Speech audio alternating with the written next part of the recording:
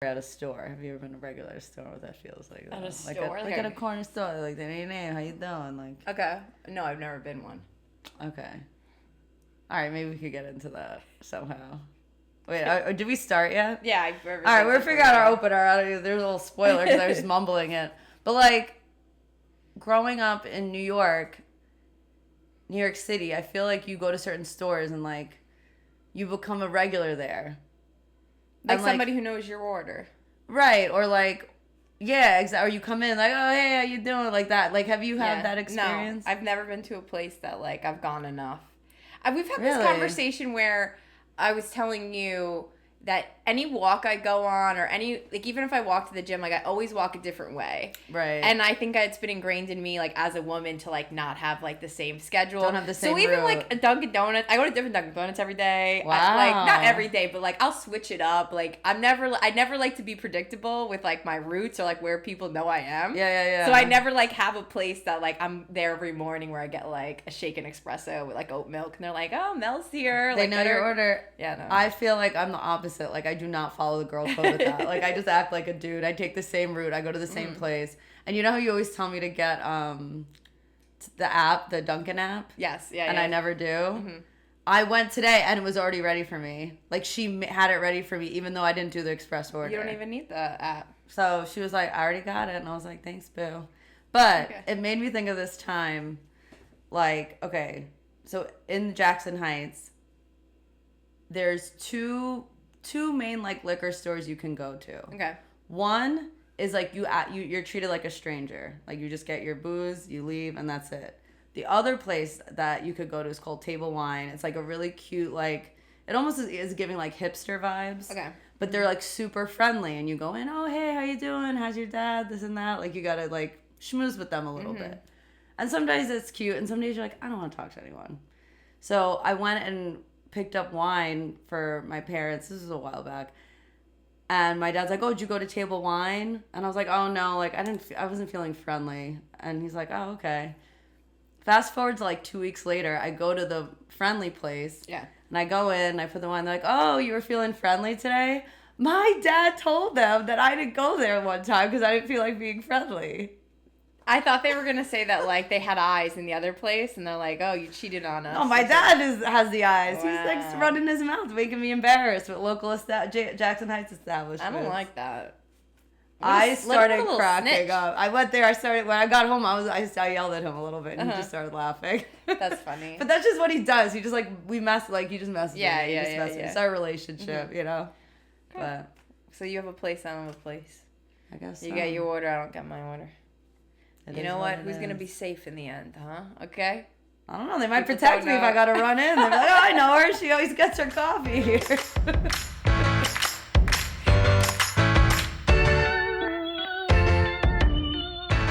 Hi, everyone. I'm Melanie. And I'm Diana. And we're two queens in a pod. Yes. And we are two queens from Queens, giving you the Queen's perspective. And today, we are bringing you to New York City Center. Yeah, a place I never know existed until you brought me. There you go. Yeah. It's kind of like a little hidden gem. I'd like to say it's like Yeah. in the cut of a block.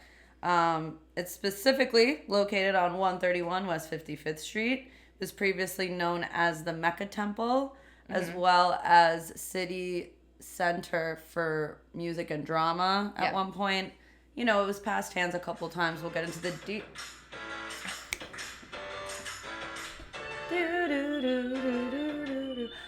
Sorry, guys, forgot to turn off the music. I know. I guess our intros usually go longer. Yeah, and then I usually, like, shut it off, like, mute it on the thing, yeah. It is Sorry. what it is. We did a little music break. Why not? So it's passed hands a couple times, and so we'll get into those details. I just want to kind of give a little blanket statement on random things. But currently... it is home of Alvin Ailey. That's the principal dance company there. It's also home for Fall for Dance, which is this annual art kind of preview of what their dance roster is going to look for each year. And it's kind of like a sampler of what's to come for the year, where it's like super affordable pricing. But I think that what I'll do now, and I'll pass it to you now afterwards, is that its beginning was that it was developed by the Shriners. Yeah. Which is like they're pretty much like Freemason. Like they're derivative of Freemason. Do you know a lot about Freemason? So I like always thought they were this like secret society. Yeah. And then like when I Googled it, it was like, I think it was written by the Freemasons because they're like, no, we're not a secret society. We're not shady at all. So, I mean, I guess. I also think, wasn't there like a lot of like bombings, like not bombings, but like amateur bombings, like postal bombings done by the Freemason, or am I making that up? Or I'm thinking of the Mormon. I don't know. Yeah. I don't know. Okay. I've never heard about that happening for either thing. But like I guess I recall feeling like it was a secret society and that I don't know when everyone talks about But then when I looked it up, Freemasons. it's like their focus is on like philanthropy. Yeah. And they, well, even just like the Shriners in general, they have like a network of hospitals known as the Shriners Children's. Yeah, the Shriners Children's Hospital. There's always commercials they have, like, about it. They have like specialized care, and it's like affordability for families who like can't afford it. Can get yeah. Yeah, and like you said, they're an independent body of the Freemasonry. They're a private, ritually based organization, as you said, social charitable group, and they're not religious, but they have this. They're self-described as a global fraternity, quote, based on fun fellowship and the Masonic principles of brotherly love, relief, and truth. Yeah, so it was very manhood, Man-centered. only like male centric. There is apparently like a female version of this. Yeah, now, like too. some of them are allowed. Yeah, it's giving like Boy Scouts for men. Okay. Or like Girl Scouts, Man Scouts for women. Yeah, Man Scouts, Freemasonry, Man Scouts. Yeah. And the reason that they built this building was to have like their like a large auditorium to hold their meetings and their like group sessions or and apparently whenever they want people to talk to, men talk to other men about whatever they talk about. It's giving Scientology building, but I don't want to spread any rumors.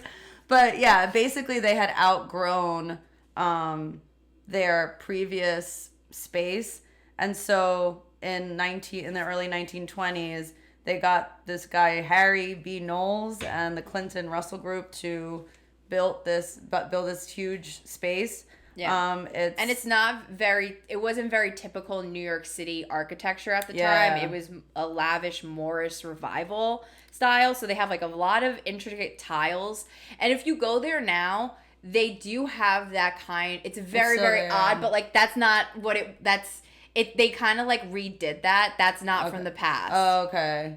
But it's still of the Moorish sort of like Islamic. They like when they did the reconstruction, they did it to like honor what it was, but that original tiling and stuff apparently like was taken changed, down in the middle. Okay, so it's not its original features, but it's sort of a homage to what it originally was once it changed. Yeah. So like, if you ever like, what it made me think of? So when I visited Spain the last time I was there, I went to this area called Granada, and there's this big castle called like the Alhambra, and it's the same design in the sense of like Moorish, but the original, like the real Moors went there and built it. So like you're in Spain, but all of a sudden you kind of feel like you're in Africa or like an Islamic space, and it's so interesting because then it really makes you think about who occupied the land at different times. Oh, whereas this is when it comes to architecture, that's what it's trying to be, but like, the Moors didn't occupy 55th Street. No. They just sort of were inspired by that type of architecture and made the building that way. But do you have that like that the Freemasons are connected to Islam? No, right? I feel like they're more of a Christian group. I told you, I really don't know a lot about the Freemasons. They're very secret. They're very secretive. I think they're more of a Christian thing, but it's interesting that they designed it out of a different religion. I don't know. Whatever. It is what it is. But they always So for this building, they, even when they had occupancy there, they would rent the building out in the auditorium to shows and theaters and stuff. So it was always, because that's what they kind of do now. They rent it out, and they also do have people that are, stay there permanently. But so it wasn't just for their meetings. They used it. Well, they didn't. They had to pay for the bill. They had to pay for like the rent and everything. So they had to rent it out. Yeah, they had to rent it out to get financial funds. Yeah, and I had that. One of the first shows, like Sousa, which is like this I don't know, this composer. You know that song that's like dun dun dun dun dun dun dun dun dun dun dun. That one? Oh yeah, I'm singing it wrong. Okay. Whatever, but I don't know. He's a composer. Yeah, he made the Stars and Stripes Forever song, and like that was one of the opening things. Mm-hmm. And that there was a model show. That was one of the first people they rented it out to. I don't know. Oh. But just to kind of lay out the architect of the building, the interior, there's the main auditorium space, which originally held 4,000 seats, but they've downsized over time. And then below the main theater, there's two smaller theaters, like in the basement, which used to be a banquet hall, but now have been redesigned into theaters. Yeah. And one of the theaters has 299 seats, and it made me think of Carnegie Hall that had, what was it, like it was 599 instead of 600. Yeah. And it drove the woman crazy. Why can't you just add one more chair? Too bad that this woman's not a tour guide here. She would blow her mind. She'd get really upset about that. Yeah. But do you want to talk about when they fell into financial trouble in World War II? Yeah, so like during the Great Depression. They really didn't hold this space for very long. Only maybe like 8 less than years. Yeah, not a very long time. Yeah, so like once the Great Depression came around, they weren't able to really use it much, and then by the 1940s. Do you think also that because of World War II, a lot of people were drafted, so there was like less men in the world? We're just less men in New York City. Yeah. To like be in this man's club. Also, like when like your man's at war, you're not like, oh, let's go to the ballet. You're probably like in mourning. No, but I'm saying not like for ballet and stuff. I mean for like their meetings. Oh, it's like a man's group, right? Like all the Freemasons. Yeah. Yeah. That could be it. Drafted. They got drafted, and then the people who were here weren't really feeling up to watching a show. Yeah. There's a lot of reasons, but basically, they couldn't afford it anymore, and that's when under Mayor LaGuardia, it became a municipal performing arts building and pretty much became property of the city of New York. Yeah. And that's when it got its new name, the City Center of Music and Drama. City Center of Music and Drama. And they pretty much did the same thing. And his vision was to create a people's theater. Yes, make it affordable. It kind of reminded me of the beginnings of Shakespeare in the Park. Where it was like he wanted Shakespeare for everybody, so then he would like go around. Yeah. Yeah, Shakespeare for all. Yeah, he just like didn't want only the elite to benefit from the arts. I was trying to look up because it kind of says that they gifted it to New York State.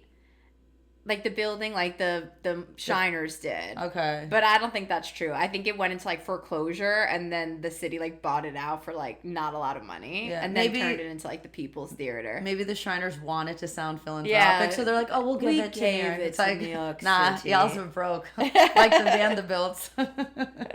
But it opened officially as the City Center of Music and Drama December 11th, 1942, with a concert by the New York Philharmonic, and it was the birthday party of LaGuardia. Oh, happy birthday. Yeah, he had his little birthday party there. The Philharmonic played for him. Very classy. I mean, we talk about a lot of unimpressive men. And I remember I thought Carnegie was impressive, but like I'm not too sure anymore because of like his worker. Like remember I said I did some work. I feel like LaGuardia is an impressive man. Oh yeah? It seems like he did a lot for this city. Without a doubt. Yeah. I don't know there's always doubt, Diana. There's always doubt. That's true. You could think you know somebody your whole life, and then at the blink of the eye they become not impressive. But you know where LaGuardia messed up? Remember in our library, in our New York Public Library episode, he broke Charles Dickens' chair when he sat on it. All right, well, that has to do with his weight. I don't know. Yeah, that's true. That was a low blow. Yeah. I'm sorry, LaGuardia. I just remembered it. All right, okay. So wait, give me reasons why he's impressive. He was kind of like a regular Joe. He grew up. I think he was like...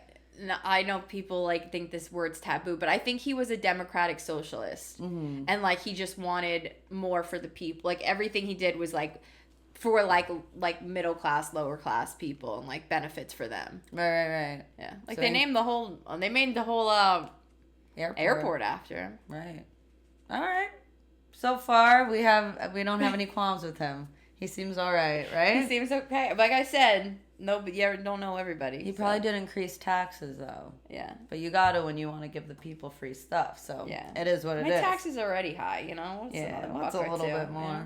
But I think something interesting about this time span from the beginning of when New York City owned it to about the 1960s, just a disclaimer, they still own it. But specifically during this time, this became the home of City Opera as well as New York City Ballet. Like Balanchine's company was there. And it kind of comes full circle at Carnegie Hall. Things switched up in 1960 where the opera left New York City Center as well as the ballet and fled to Lincoln Center and went to that new like performing arts mecca. Yeah. So I felt like there was a big connection with Carnegie Hall and New York City Center. They are very close to each other as well. Yeah. And it was built right after, Carnegie was Something we learned erected. during the Carnegie Hall episode is that, like, Carnegie obviously built it with his money, and he kind of built it and was, like, wanted to not, be continually funding it. He wanted them to kind of fund themselves. Yeah. But then remember, he gave them money for the tower that they want to build. Like, he was continually funding them after. And supporting it, And for City Center... even though it was publicly funded, it also was privately funded. They had people who were donors that were giving money to it on a yearly basis. And I thought what was interesting was from them funding it, even though they had all of these people going to the shows and spending, not an incredible amount on tickets, they would like break even every year. Like this City Center never made money. Right. But it would just break even. And then sometimes it would be in deficits, but... Right. And this is before I think they switched more to a nonprofit model where they really were trying to just be a for-profit business. Mm-hmm. And I think not just them, but a lot of dance music institution realized maybe we can't function like that. Right. And back in the day, they were capping the tickets at $1.25, and they're like, all right, I think we need to move these up a little bit. We've been a little too nice. Yeah. We gotta survive. Yeah. Interesting. Mm-hmm. All right. But then the ballet and the opera officially moved to Lincoln Center in the 1960s when it opens up. And this is kind of again, a similarity to Carnegie Hall because they moved the Philharmonic there. Right? That's what they moved. Yeah, exactly. Yeah. So what happened with the Philharmonic is what is the equivalent that happened with the opera and the ballet just right around the corner.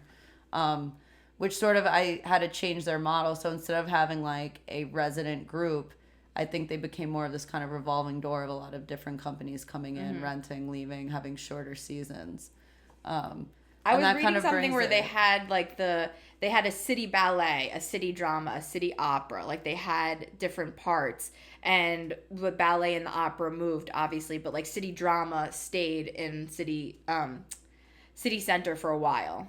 Is that the Manhattan Theater Club or no? Because MTC is they're still there. They're maybe kind that of derives from city drama. I could see that because they're kind of the last. They're the last sort of resident company outside of Alvin Ailey, which is sort of they're considered their.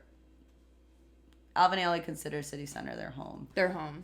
Yeah. Even though Alvin Ailey, they'll perform at BAM, they'll perform at a bunch of other places as well. But there was a time, kind of I think it was in the 70s, so after the opera and the ballet left and fled for Lincoln Center, a lot of modern dance companies started performing there. So Martha Graham's company, Paul Taylor would perform there a lot. But then there was a point where they gave, they unionized workers there, which made it unaffordable for dance companies. So a lot of those dance companies, even though they will perform there, can't perform to the same level at the same length that they used to in the past because it did become unaffordable for them. Oh. So they kind of found other places to do that. Okay. Yeah. Interesting. Yeah. I don't have anything throughout more the years, only in the 1990s. Yeah.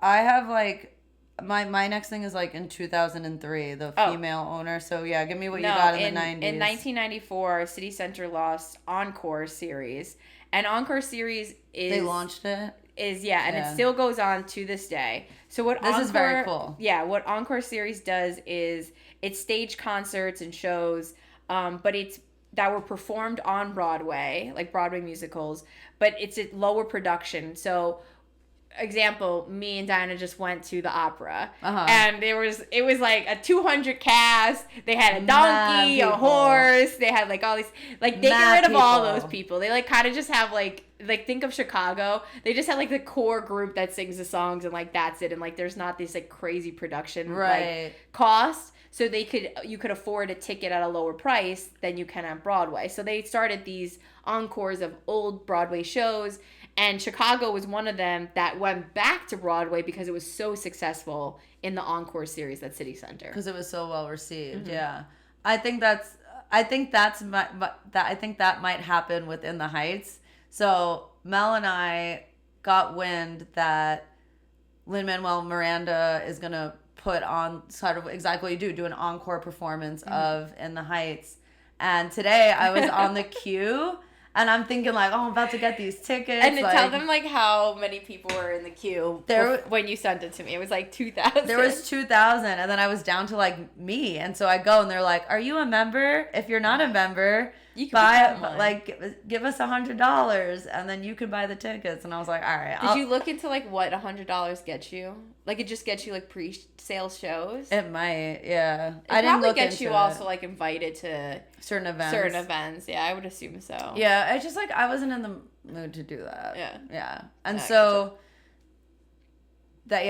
apparently like today was when the pre-sale tickets for members for In the Heights happened, but they go to the general public in like later on in the month. So I'm going to try it with the regular peasants, not with the members. I hope we get it. I really want to see it. Yeah, I mean, it's a pretty long run. It's like, I think around 2 months. So there should be enough to go around. Yeah. So I'm excited. When you sent it to me, it looked like the tickets were like $28. Yeah, so they're affordable. So like affordable, yeah. That's what we mean. City Center isn't lying. Like, they really mean it. Yeah. They want anyone and everyone to come in and experience. Yeah.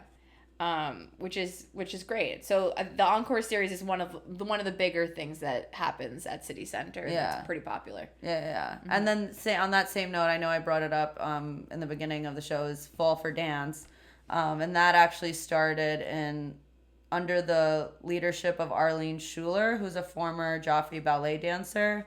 She became the president and CEO of City Center in 2003, and she made some, she had some like notable contributions to City Center, some changes. One being the Fall for Dance, which she sells $10 tickets. And what she does is like City Center will invite, let's say there's going to be like 15 to 20 dance companies performing that year. They invite each of them to perform an excerpt of their longer work to almost like give audiences a preview of what's to come, and then also let companies almost have a little bit of an advertisement of like, come see us. And super affordable. I remember when it first started that like you would go and it would be really hard to get the tickets, but once you did, it'd be awesome because you just had to pay $10, which is like dope. Yeah. And so that was one of her like really big contributions. She also fixed the leaky roof. That's something else she did. I'm sure she did more. I was gonna say I completely skipped over this, but during like during like in the between times of like the 50s and 60s, 70s, when it was like half privately funded and also city funded. Okay. Because it was city funded, like they had to wait to get approval from the city to fix things. So this goes back to the leaky roof, which I'm assuming has been leaky forever, because they said that it's rumored that they put the mayor on a very rainy night in one of the seats that had like the leaky roof. On purpose? And it just like would leak on him, and the next day they were like, okay, we're gonna fix the leaky roof. Yeah, so this leaky roof has been a thing for decades. That is very smart on their part to do that. Yeah. Like they exit off to like seat him right there. Yeah, that'll do it. So I don't know. I thought that was really funny. Yeah, that was pretty funny. I like that. But I have an interesting thing about the 2000s. So they were supposed to partner with their neighbor Carnegie Hall. I saw that. And apparently this partnership would have been the venue being able to host each other's music and dance shows and theater programs. So there's, like we talked about in Carnegie Hall, there's 3 performance areas, and so does City Center have 3 performing areas. Right. So like they kind of share their venue spaces. That's what the theory behind it. That was the partnership was going to do. Yeah. But then they were excited. City Center was excited about this partnership because it would gain more attention. So they were going to do all these renovations. Because Carnegie Hall has much more clout and it's more well known than New York City Center. So because the partnership fell through, the renovations were delayed in 2007, and then it officially went through a major renovation in 2011. So not too pretty recent. Yeah, relatively recently. Yeah, cool. Yeah, so the new renovation in 2011 restored the historical design while monetizing the facilities. And then today it continues to host dance companies, concerts, theater productions, and staying true to its original mission of accessibility and artistic excellence. Nice. Yeah. Yeah. And I think I was talking to you about this, but the thing interesting about City Center is, like, in the Heights, how you're saying, it's a 2-month run. Mm-hmm. A lot of the time, that's a pretty short run for, like a show. For a production, so a lot of the time, big stars, like Jake Gyllenhaal has performed there. I'm blanking on a lot of other people, but a lot of people have performed, like well-known artists have performed and actors have performed there because it's a very low commitment to... And it's a short run. Like, they could probably fit in a theater run there in the midst of like 2 movie productions or something. Mm-hmm. So I know it was your first time going, but I had gone to City Center like a handful of times. Like I told you, Fall for Dance, I went a couple years. I've seen Alvin Ailey perform there. They're one of the principal dancers with the New York City Ballet. Her name's Tyler Peck. She kind of did her own little side project, and to what you were saying, these short runs, she was able to sort of put on her own show in between New York City Ballet seasons. Mm-hmm. And I feel like that was like just one weekend that she did that. And then also my really good friend, Dwayne Beach, he's like a quadruple threat. He does he's a singer, he's a dancer. His main thing is he's a professional violist. And so every now and then he'll get like a random gig. And I would say about 2 months ago, he was like, "Oh, do you want to come to the show?"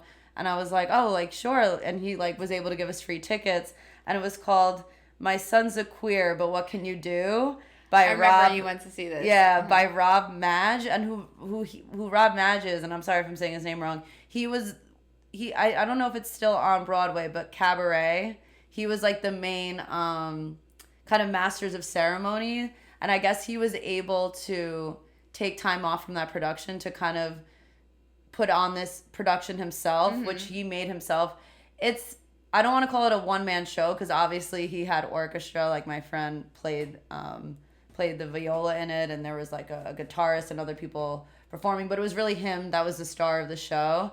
And it was one of my favorite shows I've ever seen. And I'm surprised that like it didn't get picked up or go to Broadway. Like I hope it eventually can and get like a second shot, because it was the most like heartfelt, like a creative work that I've seen. Like, but if it went to Broadway, would it be a one-man show?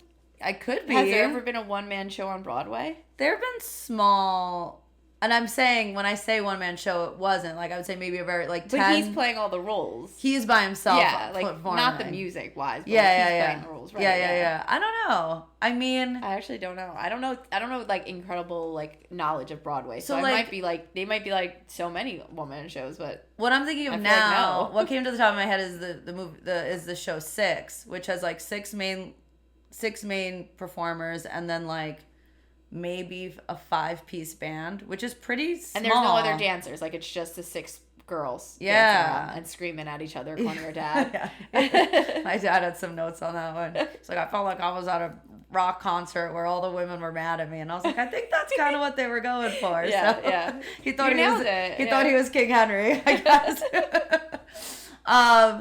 But so I think it is possible to have, but to a point, yeah, you're right. Maybe it isn't. Like they're scared that you can't sell enough with such a small cast. Mm-hmm. But it was so cool because he basically had like an archive of his parents' home videos of him putting on shows his whole life. And it just was very much like paying homage to his parents and how accepting they were of his identity and who he was. That's great. And how they were just like fully supportive of his dreams, and like it was adorable. It was like so good. It was like one of my favorite shows. Like just thinking about holding on to all of that material, I have like I would just like throw away so much stuff. I know. I don't even know like where I know like my sister has a lot of our photo albums and stuff, but I can't even tell you, like, I don't even know if we have home videos anymore. We used to have so many, and now I'm like, I have no idea where they are. Like, good on you for, like, keeping that catalog, right? You know, like, having all that information. Yeah. My dad got a bunch of them digitized, but there was this one home video that we thought was, like, the funniest, and I think we watched it so much on VHS that it got ruined, so I don't even think that one made it to the digital form, But then it's like at the same time, it's like it's only funny to you, right? Because it's your family. But not this. This guy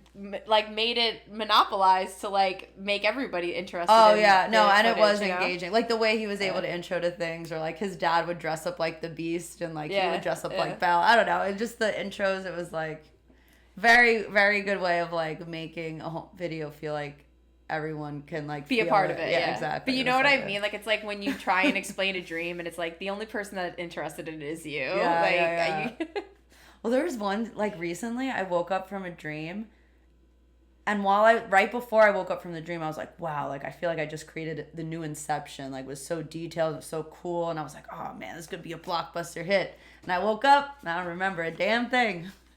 Don't you hate when that happens? I hate when that happens. It could be Spielberg. And then now. You like write it down. Like there's this Seinfeld episode where like he writes his joke down, but he doesn't understand it. Yeah. I've done that before with my notes app on my phone, I never know what I mean the next day. I'm like, what the heck was that? Blue. It's like blue carpet sunshine, and I'm like, that's gonna be hit. I got it. That's it. I'm the gonna next be a millionaire. blockbuster. The other night, my husband was sleeping and I like wasn't falling asleep yet. And out of nowhere, he just goes, oh! And I was like, what? And like he woke up because I was laughing and I was like, are you okay? And he was like, yeah, in my dream, I was like just telling someone like, yeah. Oh. And I was like, you did not sound like you were saying yeah. Sounded like a pterodactyl. Sleeping so funny. Sleeping is funny. Yes. But anyway, back to New York City Center. I guess we can go and jump into our experience. Yeah. We went to go see Ballet Hispánico. Why don't you tell them the history of you and Ballet Hispánico? Well, just like to put out there, Tina Ramirez, is that her name? I wrote it down. Let me see if I got it right. Yes, Tina Ramirez was the founder of it. She founded it in the 1970s. And I have a close connection with Ballet Hispánico because I went there as a kid. I took flamenco and ballet classes. And so now... And they were like, we want you more. We need you here 5 days a week. Yes. But for $5,000. Exactly. It's like, and my parents were like, you don't want to do that, right? And I was like, I guess not. So that was that. They made the decision for you. Yeah, they kind of were like, yeah, that's a lot, right? And I was like, I guess. But anyways, so I studied there. And then now, being a dance teacher in the public school system, I got funding to bring an arts organization into my school to kind of put on a show for my students. So I thought, why not bring Ballet Hispánico, like my old dance company, my old dance school. And so they came, then they performed. They did a great job performing. The kids loved it. And just sort of as a thank you, they were like, hey, we're having a season at New York City Center. Do you want tickets? And so I said yes. And we went. And what we went to is like, it was called like Mujeres. Like it's about female choreographers. So that was the theme of the night, is that each work was choreographed by a woman choreographer of Hispanic descent. And it was a show. It was the gamut. It was a show. It was a gamut. For sure. There was something traditional. There was something avant-garde. There was something a little bit more kind of Caribbean rooted. 3 different distinct works. Three works, and then you had an intermission in between the works. Yes. And during those intermissions, you got to talk about what you just watched. Felt. Yeah. Yes. And so the first work I would say would be the more traditional. It was like a ballet. The women were on point shoes. It wasn't to classical music, but it kind of ended with classical music. But it began with sort of Spanish sounding sounds, a lot of duets, just like kind of one of those pieces like, look what we can do, look how beautiful our lines are, and like look how athletic we are was kind of the vibe of that. And then the second one, you want to get into the second one? Yeah, so the second one starts with the leaves all over the floor. So all over curtains, the floor. Curtains close after the first act. Yes. You're in the intermission, you're talking, curtains open, leaves all over the floor. Everywhere. Okay, everywhere. Yeah. And then there's like duffel bags too. Yeah. Well, they're bringing in the duffel bags. So there's a woman dancer and 2 men dancer, and they're carrying these huge duffel bags with them. And then somehow there's more duffel bags. One guy's blind, yes, but then all of a sudden he wasn't blind. And then one guy's a boxer, so then those duffel bags become the boxer. Yeah. But then, like, the blind guy dies first, then the boxer dies, and then the woman's just by herself. But can I just say, at one point in this piece, like, it's loud music, and then it gets super quiet and silent. And in the row in front of us, we hear a little voice say, "Mom, I want to go home." And so... Like, it was a 2-year-old boy on a booster seat. I was like, and I don't know why she brought him boy to this show. And I must say, as much as he, had that moment, he was pretty well behaved as like a 2-year-old. I was like, good for you. You're not throwing a tantrum. You kind of very politely told him. This was 9 o'clock at night on a Friday. He probably just wanted to be home in bed. That poor kid. And then my husband came and he had work the next day, so he whispered to the kid. He was like, "I want to go home too. It's okay, kid." I'm like, "All right, guys, come on. Have some respect for the yeah." So listen, I think it's a good work if it has you thinking about it. We're still thinking about this. We're still thinking about it to right now, and then we talked about it for a pretty long time after that. And we're still talking about it. So kudos. No, it was really interesting. It was interesting. And then the third dance was very good. I don't know, I really liked it. But it brought it kind of like got you dancing. The music was like pumping. They're like jamming around everywhere. It was like this bridge of like kind of technical modern ballet with also like the technique of like the gyrations of kind of Caribbean or like African, even like Afro-Caribbean style. It was like this not to objectify their bodies, but their bodies were banging. They were like, gorgeous. This woman casted some beautiful dancers like, to represent her art. Like muscular, athletic, like curvy, but also like strong, like jealous. Awesome. It was good. It was good work. But it was great going there. I had a really good time. And and I forgot to say, when we first walked in, they had students performing like in the lobby areas. So they had like almost these like pop-up performances of young kids.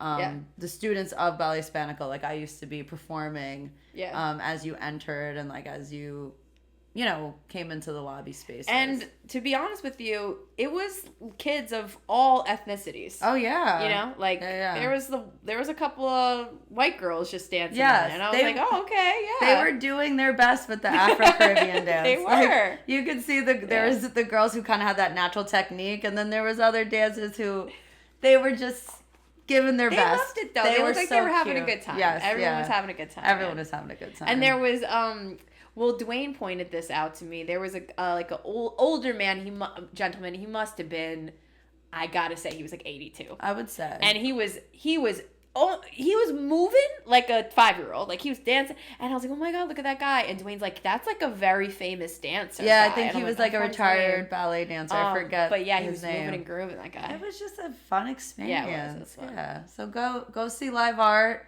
Go to New York City Center if you want to. Have an affordable day. Not if you want drinks though. Like the drinks are regular city priced. Your more than regular city price. Take for a ride. He got hoodwinked. He got New York City Center hustled. Yeah, that's what he got. Yeah. So just to kind of let you know, this is what he said. This is what he kept asking everyone. He's like, I got a double gin and whiskey ginger. Whiskey ginger. Just a regular ginger ale. And Pringles. Guess how much I spent? And everyone's like, just I tell know, us. 30. Yeah, tell us, okay. Yeah. And he's like, $55. We're like, damn. And then all of a sudden he disappears again during intermission and he comes back with another drink. And I was like, how much was that? He's like, $35. Yeah. I think it's time to end the show. I didn't realize that it was going to go off again because we were... The ending. Yeah. All right. Well, I guess, you know what? The people have spoken. Play it back. Play it back. All right. Now goodbye for real.